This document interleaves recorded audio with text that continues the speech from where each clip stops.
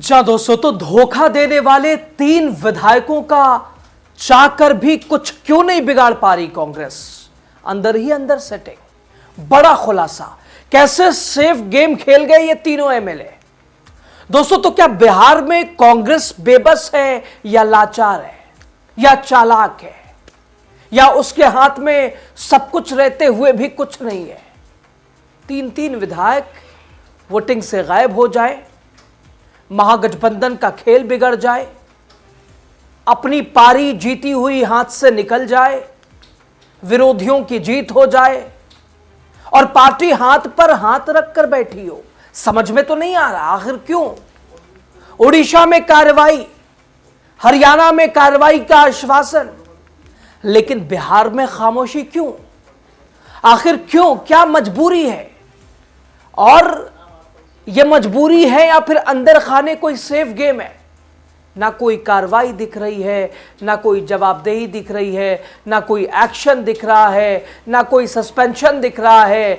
आखिर कांग्रेस के इन विधायकों ने कहां पर पार्टी हाई कमान, आला कमान को मजबूर कर दिया है? इन पर क्यों नहीं हो रही है कार्रवाई? आपको सब कुछ बता रहे हैं। तो राजनीति बिहार का खास सेगमेंट आप देख रहे हैं, खबर और विश्लेषण के साथ मैं हूं आपके साथ यासूब रजा। दोस्तों, वैसे विपक्ष को फिलहाल भारतीय जनता पार्टी से लड़ने के बजाय पहले अपने अंदर और अपनों से लड़ना ज्यादा जरूरी है, क्योंकि आज विपक्ष की स्थिति ऐसी है, इतना बड़ा डाउनफॉल, केंद्र की राजनीति छोड़िए, अलग अलग प्रदेशों में जहां कांग्रेस ने पैर पसारे हुए थे। दोस्तों, तो कांग्रेस को, विपक्ष को भारतीय जनता पार्टी से लड़ने से पहले खुद से लड़ना पड़ेगा, अपनों से लड़ना पड़ेगा, बाद में फिर विरोधियों से, बाद में फिर एनडीए और बीजेपी से। दोस्तों, कांग्रेस की स्थिति पूरे देश में और अलग अलग प्रदेशों में जो डाउनफॉल कांग्रेस का रहा है, सुपाड़ा साफ हो गया एक तरह से। इसकी बड़ी वजह दल बल, खेल, तंत्र मंत्र, मशीनरी, ये अलग अलग, लेकिन इन सब के बावजूद, ईवीएम पर दोष देने के बावजूद, कोसने के बावजूद, विपक्ष को अपने अंदर छुपे उन स्लीपर सेलों के ऊपर भी सवाल पूछना चाहिए, जो कि रहते तो इधर है, खाते इधर का है, गाते उधर का है, खेल कर जाते हैं। ठीक ऐसे ही हुआ है बिहार में दोस्तों, लेकिन बिहार में आखिर कार्रवाई क्यों नहीं हुई? दोस्तों, राज्यसभा चुनाव में राष्ट्रीय कांग्रेस की काफी किरकिरी हुई, फजीहत हुई। कांग्रेस के कई विधायकों ने क्रॉस वोटिंग की, कुछ ने मतदान में हिस्सा ही नहीं लिया। हालांकि दोस्तों, ओडिशा में राज्यसभा चुनाव में क्रॉस वोटिंग के चलते हारने वाली कांग्रेस ने अब बागी एमएलए के खिलाफ कड़ा कदम उठाते हुए 3 विधायकों को निलंबित कर दिया है। हरियाणा में भी कार्रवाई का आश्वासन मिला है। मैं धन्यवाद देता हूं नेतृत्व को, उड़ीसा के नेतृत्व को और आदरणीय जननायक राहुल गांधी जी को, आदरणीय हमारे राष्ट्रीय अध्यक्ष मल्लिकार्जुन खड़गे जी को, कि गलत करने वालों को, दागाबाज को, धोखाबाज को सस्पेंड किया गया है। और मैं मांग करता हूं कि इसी तर्ज पर जैसे उड़ीसा में सस्पेंड किया गया, एक्शन लिया गया, एक्शन बहुत जरूरी है, बिहार में भी होना चाहिए। बिहार देखिए, ये अगर आप देखिएगा इसको तो ये धोखाबाजी है। अगर ये वोट कर दिए होते, एक आरजेडी का और 3 कांग्रेस का, अच्छा 3 के लिए पार्टी का परमिशन था और 3 के लिए नहीं था। ये कह रहे हैं कि हम लोग को पार्टी का कोई आदेश निर्देश नहीं था। मुझे लग रहा है कि इमीडिएटली जैसे एक्शन उड़ीसा में लिया गया, वही एक्शन यहाँ भी इन धोखाबाजों के ऊपर में लेना चाहिए और जितना जल्दी हो सके लेना चाहिए और इन लोगों को भी सस्पेंड करना चाहिए। दोस्तों, कांग्रेस ने जिन विधायकों के ऊपर एक्शन लिया है, इनमें सनखेमुंडा से रमेश चंद्र जेना, इसके अलावा मोहाना से दशरथी गोमांगू, कटक से सूफिया फिरदौस शामिल है। लेकिन बिहार में मतदान के दौरान गायब रही महागठबंधन के उम्मीदवारों को हराने वाले कांग्रेस के विधायक पर कोई कार्रवाई होते दिखाई नहीं दे रही है। तो आखिर इसकी क्या वजह है? जानते हैं उन कारणों को कि कांग्रेस आला कमान को आखिर क्यों बिहार के इन विधायकों के खिलाफ एक्शन लेने का कोई विकल्प सूझ नहीं रहा है। वो विवश क्यों कर दिया है आला कमान को? दोस्तों, कांग्रेस के 3 विधायक जिन्होंने राज्यसभा चुनाव में वोटिंग नहीं की, उनमें मनिहारी से विधायक मनोहर सिंह, वाल्मीकि नगर के विधायक सुरेंद्र कुशवाहा, विधायक मनोज विश्वास शामिल हैं। इन पर आरोप लग रहा है इन तीनों ने महागठबंधन के उम्मीदवार एडी सिंह को अपना वोट नहीं दिया। हालांकि अब तो इनकी प्रतिक्रियाएं भी सामने आई कि भाई प्रत्याशी मेरे काम का नहीं था, तो कांग्रेस आला कमान जो कि प्रदेश अध्यक्ष, उनसे कोई वार्तालाप नहीं थी, उन्होंने स्वतंत्र छोड़ दिया था, तो क्रॉस वोटिंग तो हमने नहीं की, नहीं गए, हमारे लायक प्रत्याशी नहीं था और नतीजा रहा महागठबंधन चारों खाने चित हो गई। दोस्तों, इन्होंने ओडिशा के विधायक की तरह क्रॉस वोटिंग तो नहीं किया, लेकिन वोटिंग में शामिल नहीं हुए। फिर भी सवाल तो होगा, सवाल तो होना चाहिए। दोस्तों, क्रॉस वोटिंग करने से सीधे सीधे सत्ता पक्ष को मदद करना साबित हो जाता। कांग्रेस आला कमान ये समझ रही है कि पार्टी की तरफ से कारण पूछा भी जाएगा तो वोट देने नहीं आने के पीछे कोई भी निजी कारण बताया जा सकता है। ठीक उसी तरह जैसे आरजेडी के विधायक फैसल रहमान ने कहा कि मेरी मां का इलाज चल रहा है, मैं दिल्ली था, मैं नहीं पहुंच सका। हालांकि इससे भी लोग एक्सक्यूज ही एक तरह से समझ रहे हैं कुछ डील को लेकर।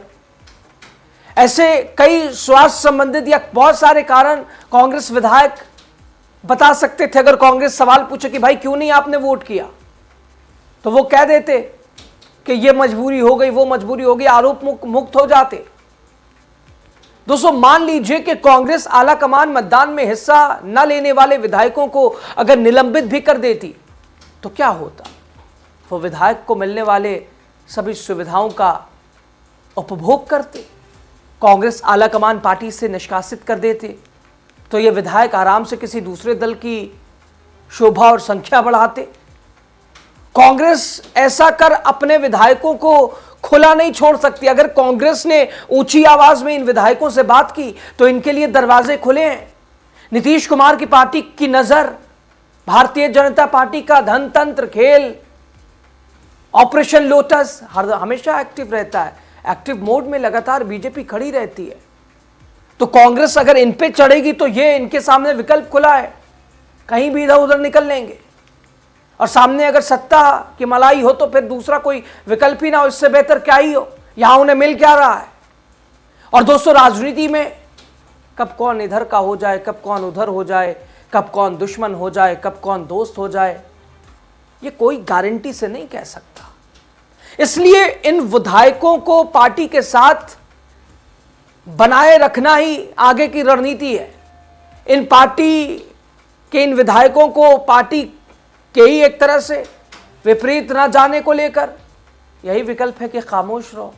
क्योंकि जो स्थिति बिहार में कांग्रेस की है, अगर एक तरह से पार्टी का बिखराव या पार्टी ज़्यादा इसका पसराव होता तो एक्शन लिया जा, लेकिन स्थिति क्या है कांग्रेस की आप देख सकते हैं। एक संभावना है कि कांग्रेस आला कमान के निर्देश पर बिहार विधानसभा के अध्यक्ष उन विधायकों पर कार्रवाई की मांग कर सकते हैं। हालांकि कांग्रेस जो कि राजेश राम है उनके ऊपर कुछ खुद सवाल खड़े हो रहे हैं। बिहार के कांग्रेस प्रभारी कृष्णा अल्लावड़ू उनके ऊपर खुद सवाल खड़े हो रहे हैं। इन्होंने ही जिम्मेदारी नहीं दिखाई, सवाल ये खड़े हो रहे हैं। यहाँ तक बिहार के कांग्रेस के प्रभारी ने कह दिया कि आप आज़ाद हो, देख लो जो बेहतर हो। ऐसे ही राजेश राम का एक मैसेज कि महागठबंधन को जिताना है, और बाद में कह रहे हैं कि महागठबंधन हारी, हमारे विधायक नहीं पहुंचे, जिम्मेदार वो हैं।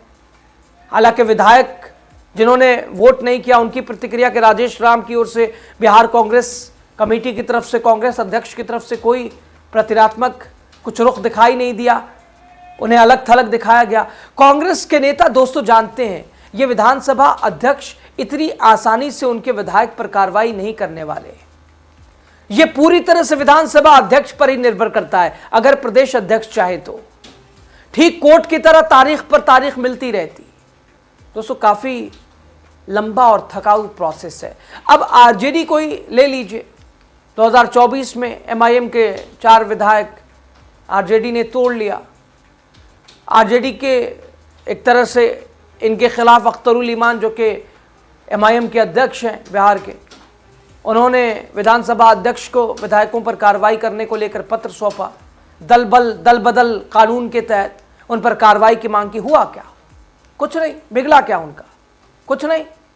कांग्रेस के भीतर खाने की बात करें तो कांग्रेस यथास्थिति के पक्ष में है।